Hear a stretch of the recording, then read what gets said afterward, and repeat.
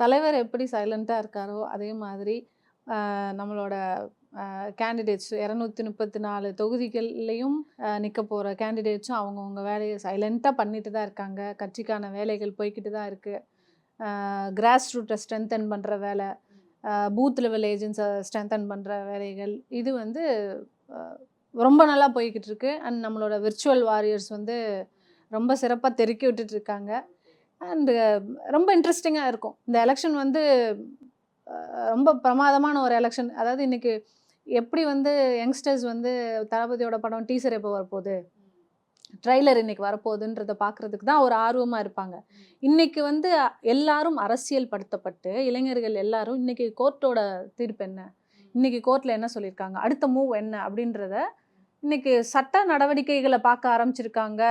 Cinema மட்டுமே பார்த்துட்டு இருந்தவங்க சட்ட நடவடிக்கைகளை பார்க்க ஆரம்பிச்சிருக்காங்கன்றது இளைஞர்கள் அரசியல் படுத்திருக்காரா விஜய் அவர்கள் அரசியல் படுத்திருக்காரு இளைஞர்களை அப்படின்றத தான் காட்டுது ஒழிய இளைஞர்கள் பக்குவப்படுவாங்க, அரசியல் படுத்தப்படுவாங்க.